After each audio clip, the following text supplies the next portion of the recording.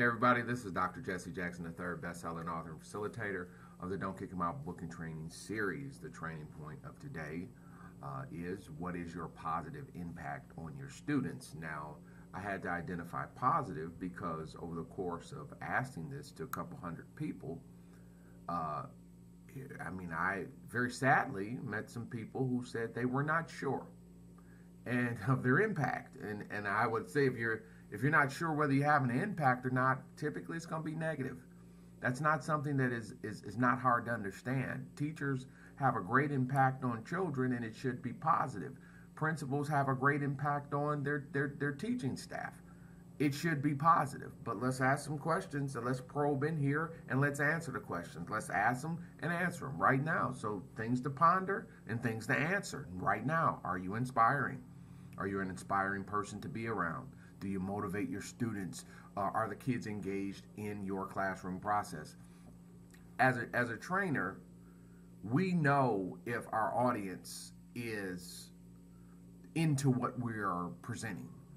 And some trainers do not care. They're going to keep talking anyway. My whole process is based on the connection to the people I'm there with that day. I have to be connected to my group. This is why you could follow me for 15 straight days and the title will be the same, but the talk will be different every day. We never say the same thing every day because our presentations change based on the group that's in front of you. The energy of the group decides which directions to go. And once I learned to really understand the power of engaging with the audience, connecting to the people you're there to talk to, I like to always say this. It is always the teacher's job to connect with the kids, not the kids' job to connect with us. It's my job to connect with who's ever in my audience. That's my job. It's not your job to connect with me. Sometimes, sadly, there's this great disconnect between faculty and the kid, and we're going to lose that. Nobody wins when that happens. Do kids like to be around you? Are you a type of person that kids are sponged to, connected to, like to be around? Do you show any bias towards any student, bad or good? Any bias? Okay, bias could always come back to kick you in the tail. You're showing favorite to this, and you're kind of poking at this one.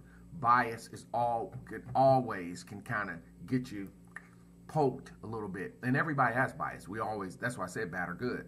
We all do have a bias in some way, shape, or form, and so being aware of it, you got to be able to see it.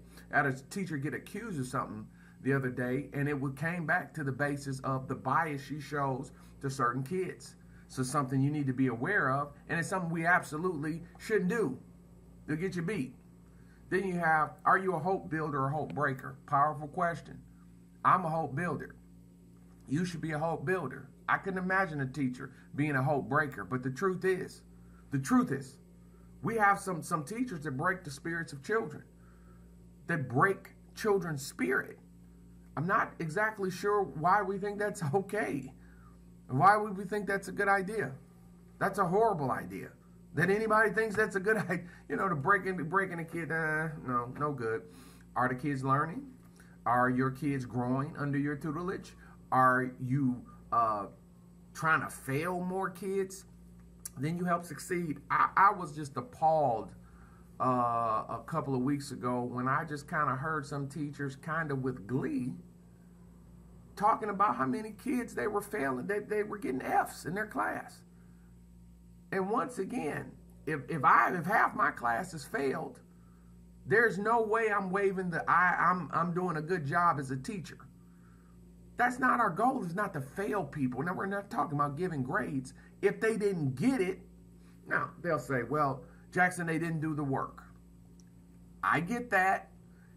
And what I need to know, okay, if half of my kids are not doing the work, something's up. We are very swift to blame the kid. Swift. Now, notice, this kid has a new precedent. This type of student we've never seen before.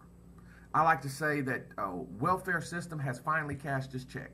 After 54 years of the Anti-Poverty Legislation Act and the Welfare Act as we know as of 64, all of that entitlement and that theology that has been placed into society is finally now, 2018, 2017, 19, is cashing out. Everything that Dr. Martin Luther King said would happen with welfare is here. There'd be no incentive for education. There'd be a disconnect, in work. And so now, when you deal with that type of kid, the teacher has to have a different approach and awareness to exactly what I'm trying to do for this kid. Because here's the deal. This is how this looks. This is what education is. And this is just what it is. It's no way around it. This is not theory. This is just facts. Education, essentially, the teacher is a salesperson. The kid is the customer. For whatever reason, there's a lot of teachers that do not want to accept the business reality of what school has always been. But it's always been this way. The kid and the parent are the customers. The parent makes the buying decision. Okay? The teacher's the salesperson. The different part about this of this sales process is typically in a sales situation. Well, I asked some teachers yesterday, do you like to be sold stuff? And everybody's like, nah, people don't like salespeople. They don't like people that are trying to solicit them. I mean, you walk into a Sam's Club and you've got the DirecTV guy.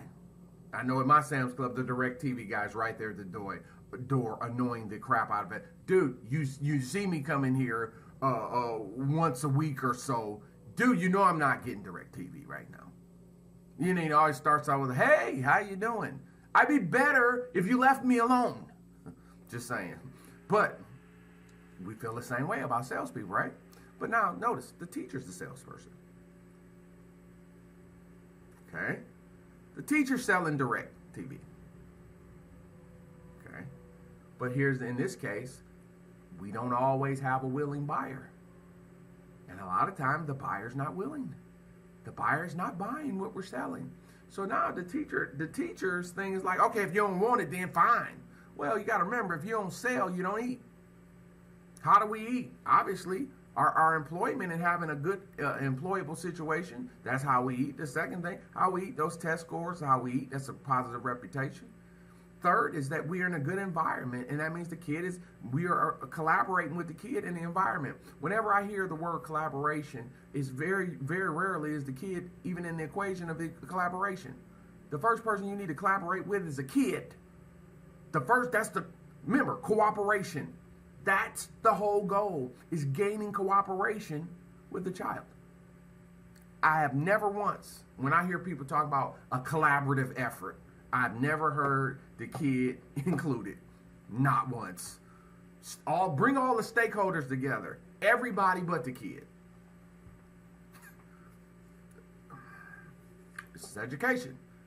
See, and so this is why education stays, though we run the world, we stay behind the world. We're not out front leading trend. We're responding to trend. The trend is we respond. We don't lead. Education has to lead. And a teacher is a leader, is an inspirer of thought and of life. And a teacher is a person that sells concepts, ideas, and sells futures. The teacher, guys, if you come from a background or a neighborhood or a city where it's difficult to make it out, the Detroits, the Baltimores, the Chicagos, where sometimes in a 50-50 situation, your parent might have struggles that prevents them from parenting you at the highest level possible. You know who becomes your out? You know who becomes your angel? You know who becomes your savior? It's that teacher. And guys, our teachers aren't taught that. Our teachers are taught curriculum. They're taught technology. They're taught all of these learning environments, PLP, that type of thing, how to collaborate, work with teachers in the community, but everything but how to connect and inspire a young person to learning potential.